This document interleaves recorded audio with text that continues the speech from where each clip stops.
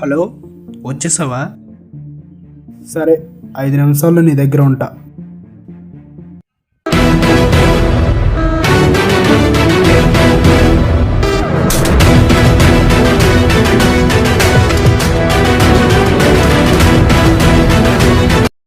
ఆగండి ఆగండి, వీళ్ళకెందుకు ఇంత ఎలివేషన్ ఇస్తున్నాను అనుకుంటున్నారా?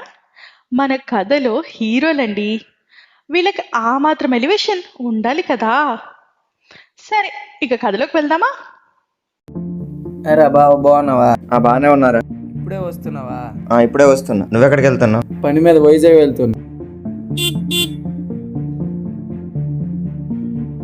రే బాబు, ఆవిడ వచ్చేసాడు, ఉంటాను, మళ్ళీ కలుద్దాం. అక్కడ ఎవడూ లేడు కదా, ఎవరితో మాట్లాడుతాను వీడు? సరే రాని అడుగుదాం. రామయ్య, కాసేపు కూర్చుందా? సరే వస్తున్నా.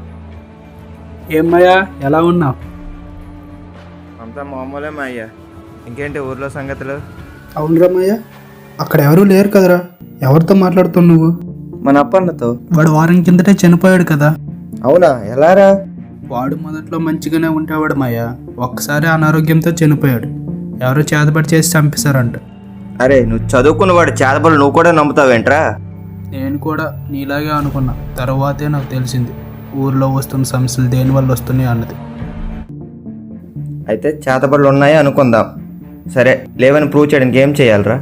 సరే అయితే, ఈరోజు అమావాస్య, ఈరోజు రాత్రి 12 గంటలు దాటిన తర్వాత మన ఊరి చివర ఉన్న మర్రిచెట్టు దగ్గరికి వెళ్ళు.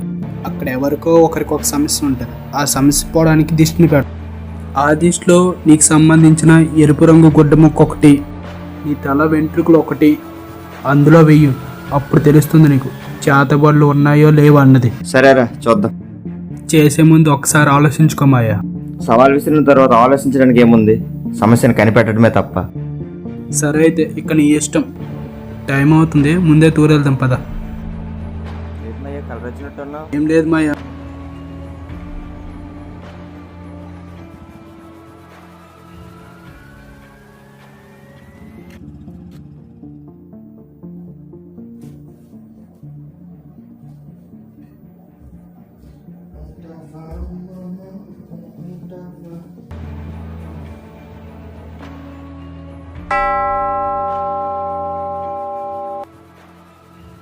ఒకసారి ఆలోచించుకో. సవాల్ విసిరిన తర్వాత ఇంకా ఆలోచించడానికి ఏముందిరా? సమస్యను కనిపెట్టడమే తప్ప. ఒకసారి ట్రై చేస్తే పోలే.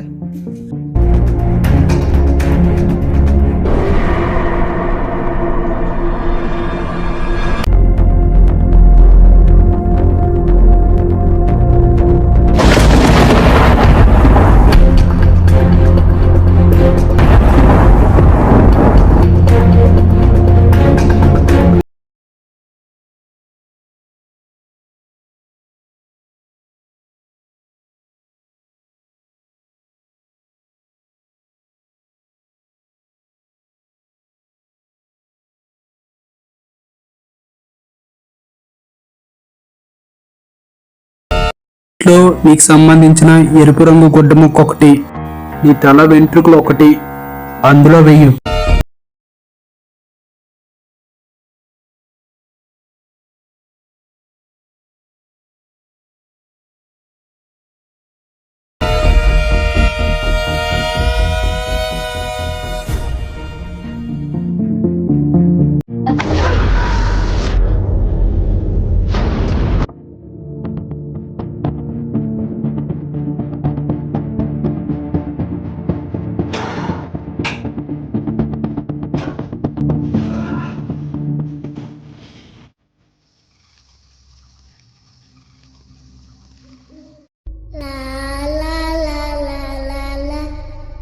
ఎవరు? ఎవరు?